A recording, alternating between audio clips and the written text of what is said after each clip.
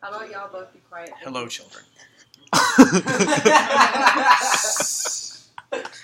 Today we're going to be learning about the other aspects of addiction, the ones that aren't explained specifically by reward. So we've looked specifically at how all drugs activate the reward center, right? So without too much difficulty at this point, you should be able to look at Molly, weed, coke, crack, meth, MDMA, like all the drugs are all going... All the drugs of addiction, you'll be able to see how they work, specifically how they cause reward. But there's more to addiction than this reward thing. The specific behavior that kind of tells us this is that naltrexone should mitigate addiction behavior better than it does. So naltrexone blocks mu-opioid receptor pathway, which means the mu-opioid receptor cannot be activated, which means people on naltrexone cannot really be getting a high. And if they're seeking a high and they continue to search for that high while on naltrexone, then there's something else going on. So the question becomes, what is that something else? One of the first ideas, and I'm going to push you here because I feel like I've kind of open-ended you a lot on the reward thing. I'm going to be a little more focused here. But one of the first ideas was, what is happening to the high? So is the first high like the second high? Like the third high, like the 105th high? And then the question that was also asked by, I would say, a triad of scientists, Kriep, Koob, and Volkow, was, are the tests that help to classify people as addicts really doing what they're supposed to be doing?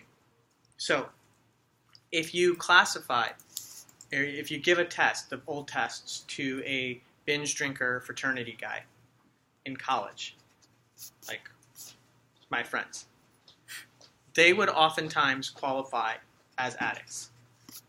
Because the question would be something like, do you have more than 3 to 5 drinks more than 4 times a week or something like that? The 3 scientists, and I can't remember who it was that, I think it was Kriep, I can't remember, but started pushing the idea that addiction might be something different.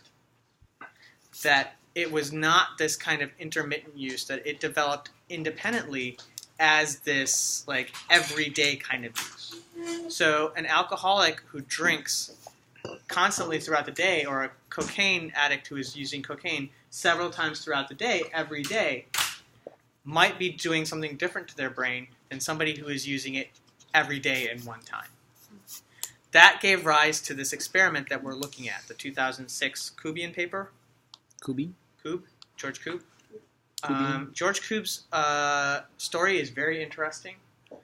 George Koob started, I can't remember where he started, but he was at Scripps for a while, and then went to Washington to become the drug czar, or one of the drug czars, I guess. And a scientist who goes to Washington to serve as the smart person when making legislation. Wait, they're called drug czars? Czar. Like Russian. Czar as in like the like ruler, Russia? like Russia. Yes. I believe that is the colloquialism. Czar comes from Caesar. That is the official title, All right. yes. Anyway, I figured that's what that is in the business. Anything's possible. one of the problems scientists face in Washington is the inability to take complicated scientific information and make it digestible for the regular person.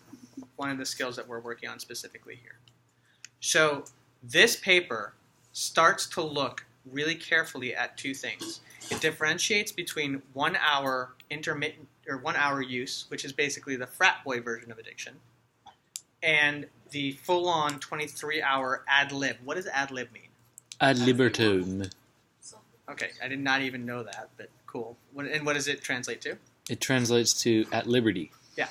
So whenever a mouse or rat wants, it can administer itself heroin. So we transition in the idea of the ICSS. Basically, understanding that voltage-gated pathways are not going to change due to any type of development of tolerance. However, cellular neuroanatomy can change based on firing. So the number of receptors can change based on firing. The amount of dopamine released can change based on firing. And that can result in a different reaction to the same amount of drug. So, day one, heroin user uses 7 heroines, right? Completely made up number. But What even the is the effect unit? is 23 Heroines. dopamines. One heroin? One heroin. And the question is, on day 44, when heroin user uses 7 heroines, are they getting 23 dopamines as well? ICSS helps answer that question because it bypasses the whole receptor aspect of firing. Okie dokie. Okay, that's where we are. We're studying this paper in depth. I'm going to get a glass of water because my brain is about to break. Me. Too. Well, Jesse and I are going to get a glass of water because our brains are about to break. You get me one. I'll get water too. I have my water. Everybody at home, Have I some wish you a wonderful day. I want you to love your friends and each other. But not, Aw. not too much. Not really important.